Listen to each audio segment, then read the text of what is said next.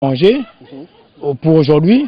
Je crois qu'après ça, après ce repas, ils vont encore entrer dans un processus de combat, comme on dit dans le Mapan, pour pouvoir encore avoir de quoi manger demain matin. Et regardez, là ils sont à la cuisine, et vous voyez derrière comment est-ce que la situation est dégradée, l'environnement est malsain. Regardez vous-même, les eaux usées, c'est direct. Donc nous sommes exposés à tout cela. Et là, nous avons une chambre qui a été entièrement abandonnée parce qu'elle est inondée. Pratiquement, cette chambre est abandonnée, ça fait de cela peut-être 8 mois. Ils sont sortis par la fenêtre?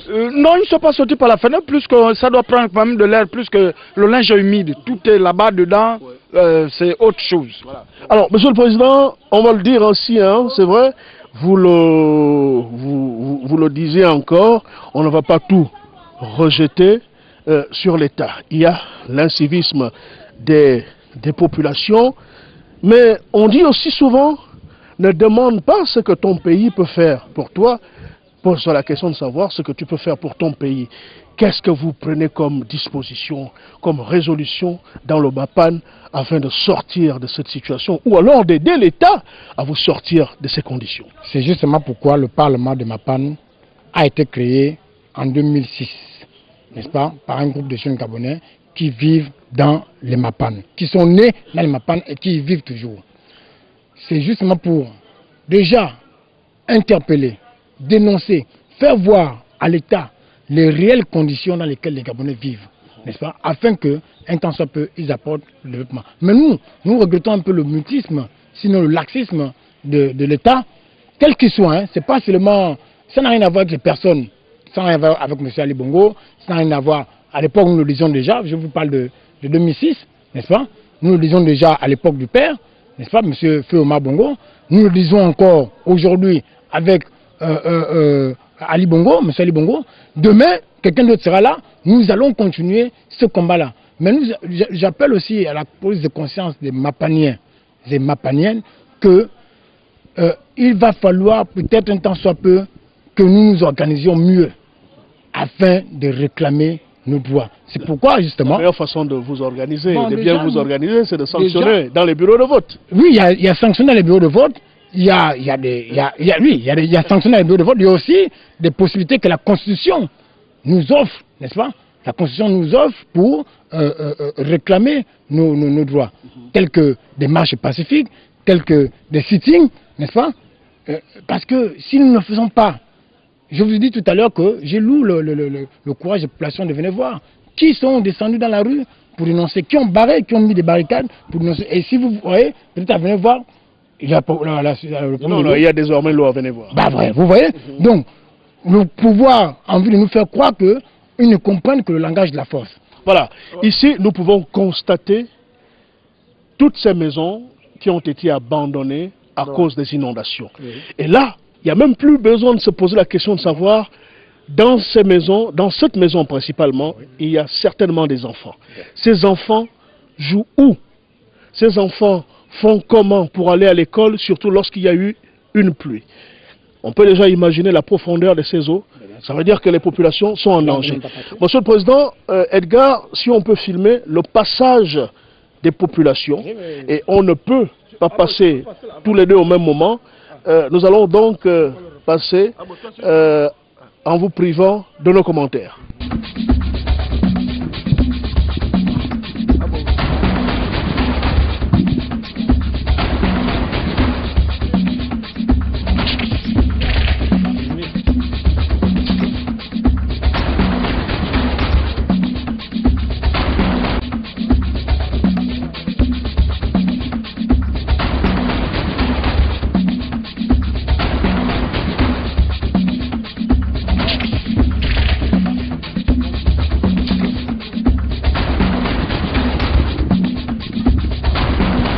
Vous avez remarqué la gymnastique que nous avons dû faire pour arriver à cet endroit et imaginez ceux qui habitent ici et qui passent par là tous les jours et avec ce qu'il y a comme risque. Papa, bonjour. Bonjour, papa. Alors, nous sommes dans votre quartier et nous avons bien remarqué qu'il y a toutes les difficultés du monde à vivre ici. Vous êtes dans des conditions de vie difficiles. Au sommet de l'État, on dit qu'on veut améliorer les conditions de vie des Gabonais. Mais apparemment, on a l'impression que ce n'est qu'une vue de l'esprit, ce ne sont que des paroles. Oui, mais le problème est que ce que vous dites est réel. Depuis que nous sommes là, je suis là presque depuis 83. Hein. Vous voyez que les maisons de mes frères abandonnées, c'est qu'ils n'ont pas pu supporter le coup. Donc à chaque fois qu'il pleut, les eaux rentrent dans les maisons et jusqu'à là, vraiment, on ne sait plus qu'est-ce qu'il faut faire. Bon, il y a au moins plus de 3 ou 4 comment on appelle ça, les intervenants qui viennent nous poser toujours les mêmes questions, mais on n'a jamais eu une solution. Alors là, vous voyez, quand il pleut, ça dit que même là, on peut avancer. Oui, oui, venez. On va aller doucement. Hein. Vous maîtrisez certainement le tronçon. Vous voyez, ici, je suis obligé de faire un demi-pont pour permettre à la famille de partir de là, de circuler et rentrer à la maison. Vous voyez, et vous installez le linge où? Mais justement, c'est-à-dire que le séchoir que vous voyez là, on ne l'utilise plus parce que les gens ne peuvent même plus passer par là. Bon, pour passer là, en tout cas, ce n'est pas facile. Et on est obligé, je suis obligé de mettre un séchoir derrière là-bas, si vous voulez en tout cas venir avec moi pour que vous voyez un peu toute la situation. Voilà, mesdames et messieurs, vous pouvez le faire avec nous, c'est pas souvent évident. Voilà. Bonjour. La cuisine, une fois quand il pleut. On peut voir? Oui, oui. Allez, alors, on va aller à la cuisine. La cuisine, quand il pleut, en tout cas, la cuisine est inondée. Oui. Il faut pêcher. Prendre un temps de pêcher, voilà. Tout ça là, tout ce que vous voyez là, c'est l'eau qui sort sous-sol, hein, le sous-sol. Et aussi, il y a des fissures là au mur. Quand l'eau monte, vous allez voir par le derrière, et l'eau circule de ce sens, et après, la moitié rentre aussi ici, et ce qui permet à ce que vraiment, nous sommes mal à l'aise ici. Et on comprend pourquoi vous pouvez préparer au feu de bois, parce qu'à chaque fois qu'il y a des inondations, vos gazinières, vos congélateurs, vos frigidaires... Tout est gaspillé, c'est-à-dire que même là, je n'ai plus de congélateur, je n'ai même plus de gazinières, parce que tout est déjà gaspillé. Je ne peux pas, en tout cas, prendre au moins 2 ou 3 mois sans que je dépense pour payer les choses au bois. Alors, papa, est-ce que tu espères que... Parce qu'on dit toujours... seul le désespoir tue, l'espoir fait vivre. Est-ce que tu espères que ceux qui dirigent le pays, après avoir regardé cette émission, parce qu'ils la regardent parfois, vont penser à vous en ce qui concerne l'amélioration des conditions de vie des Gabonais qui vivent ici? Il y a toujours des promesses, mais qui n'a jamais eu de réalité. Les promesses sont là. Si vous regardez sur le mur là, il y a des numéros, hein, que les gens viennent prendre les numéros, juste pour nous faire foi que demain ou après-demain, Voilà, il faut mettre de l'eau très rapidement. Il faut verser de l'eau. Il faut... Oui, monsieur le président, vous voyez que c'est pas souvent facile. Ben, c'est pas évident, hein. Vous voyez que voilà. Donc, les risques sont nombreux. C'est pour vous dire que... On a failli assister à... Voilà, justement. Non, mais sinon, ça devait être bien passé parce que... Mais oui, ce sont des histoires comme ça. Vous voyez, c'est-à-dire qu'au fur et à mesure où on remble, le sol ne fait que monter et ça coince contre le toit. Voilà. Vous voyez. Et là, on va remarquer que ces maisons... Ce sont... Oui, même toutes ces maisons-là se sont affaissées. Avant que les propriétaires ne viennent enlever les toits, vraiment, il y a au moins 1 ou 2 mètres sous-sol déjà. Bon, allons maintenant... Alors, les enfants jouent où, ici? Bon, mais les enfants ne peuvent pas jouer, ils ne peuvent plus jouer, c'est-à-dire que les enfants sont comprimés. Vous voyez, sur place. Si je n'avais pas fait cette petite place-là, les enfants ne devaient pas, en tout cas, avoir le temps de jouer. Regardez, tout le temps, il faut que j'ai du ciment pour... Parce qu'on ne sait jamais à quel moment il va pleuvoir. Voilà, c'est justement ça. Voilà. Ça, ce sont les dégâts que vous voyez. Hein? C'est-à-dire que la pluie du 4 juin 2012, il y a eu, comment on appelle ça, l'inondation, et tous les coussins se sont vraiment mouillés. Regardez ici, c'est-à-dire que là, comme il a plu, maintenant là, il faut que j'enlève ce sable-là pour ne pas provoquer l'inondation dans la maison. Vous voyez. Alors, papa, quand on regarde un peu la maison, j'ai dû remarquer quelques képis. Papa a servi l'État gabonais. Absolument. Papa est certainement déjà en retraite. Je suis retraité depuis 2001. D'accord. Et jusque-là, en tout cas, même les revendications d'un militaire retraité, jusque-là, ne voient pas le temps. Alors, est-ce qu'on a payé les services rendus de papa? Le service rendu a été refusé. Pourquoi? Pour les raisons inconnues.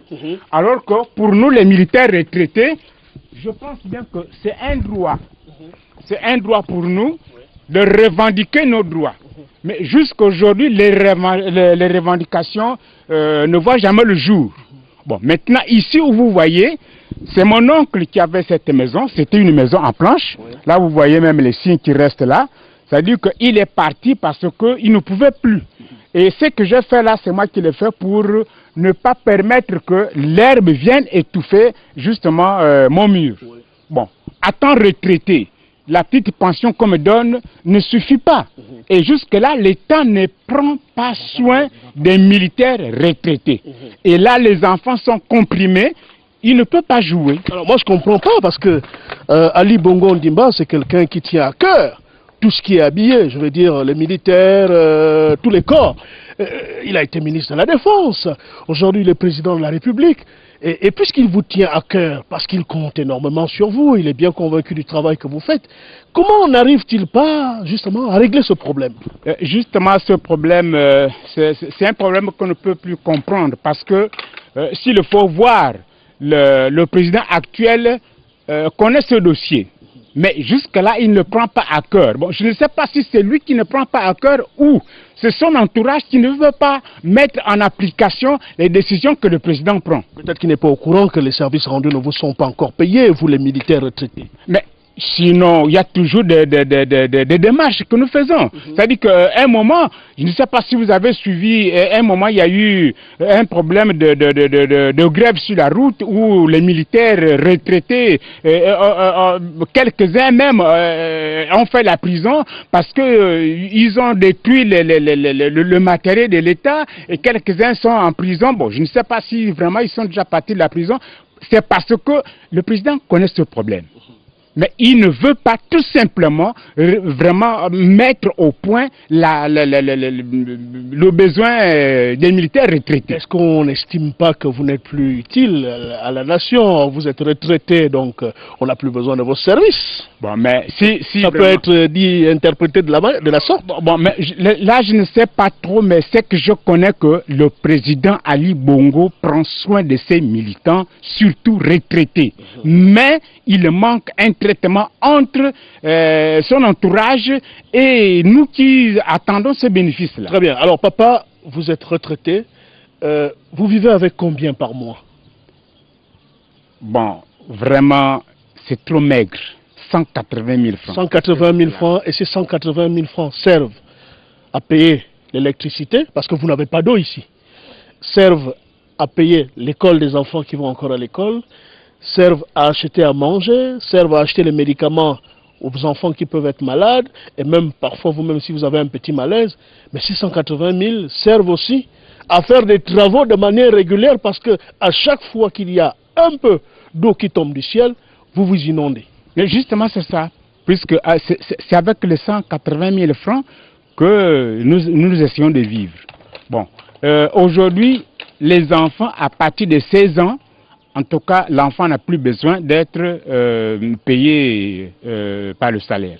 Bon, donc, je n'ai même plus un enfant qui vient.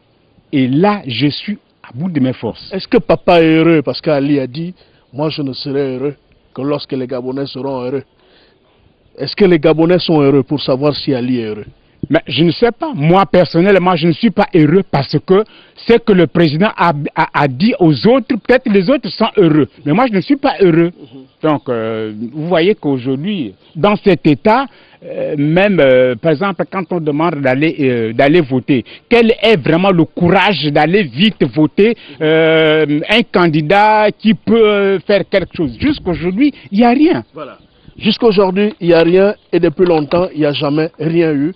La preuve en est que les Gabonais continuent à croupir dans la misère malgré les richesses que l'on retrouve dans notre sous-sol, malgré la richesse de notre pays. Et nous pouvons dire que le Gabonais est effectivement loin d'être heureux. Monsieur le Président, nous tirons vers la fin de notre émission. Qu'avez-vous à dire en termes de conclusion? Je suis sûr que les pouvoirs publics vont suivre cette émission, qui n'est pas la dernière ni la première, et que des choses peuvent être faites à la suite de cette diffusion, parce que c'est notre vœu le plus ardent, et j'ai envie de dire que c'est notre vœu le plus cher pour l'année 2014. Ali Bongo, s'il doit recevoir les vœux du président de Mapan que je suis, comme le font les autres actuellement, moi je lui dirais tout simplement que les Mapaniens ont besoin d'être heureux et qu'ils regardent vraiment d'une manière active et passionnée un tant soit peu du côté des Mapan. Et aux Mapaniens eux-mêmes, j'appelle à une grande réflexion, à un nouveau départ de ce mouvement qui est là pour leur cause, qui est là pour eux, qui existe parce qu'il faut interpeller les pouvoirs publics à améliorer leurs conditions de vie. C'est pourquoi je le rappelle à une assemblée générale de réorganisation et de restructuration du mouvement Parlement de Mapan, qui va devenir mouvement Parlement populaire de Mapan au courant mois de septembre. La date sera connue d'ici là. Nous allons communiquer sur la date. Mais mois de mars, nous allons avoir une grande assemblée générale du mouvement populaire Parlement de Mapan. Alors, papa, en 30 secondes, votre conclusion. Bien, mais ma conclusion, c'est que j'attire l'attention du président de la République, qu'il prenne soin surtout des militaires retraités. Et même là, nous sommes en train de nous préparer. D'ici fin janvier, s'il n'y a rien, en tout cas, entre février et mars, nous nous retrouverons dans la rue. C'est pour vite lui faire comprendre que nous sommes les hommes qui ont crapailloté, en tout cas toutes les journées, sous les pluies, et jusque-là, on ne gagne rien. Donc nous voulons à ce que le président prenne soin, même, surtout qu'il regarde sur l'indice. Si vraiment les revendications que nous lui faisons, il ne veut pas répondre à cela, mais qu'il regarde sur l'indice de chaque militaire retraité. Ça nous ferait du bien. Mesdames et messieurs, nous étions dans les profondeurs du Mapan. Dans ce Mapan, on y retrouve des Gabonais. Et quand on parle de Gabonais, je fais allusion à ces personnes qui, à chaque élection, se mobilisent comme un seul homme pour vous donner leur caution. Et tout ce qu'ils attendent en retour de vous, c'est l'amélioration de leurs conditions de vie. Et depuis que vous êtes là, rien n'a bougé, rien n'a changé.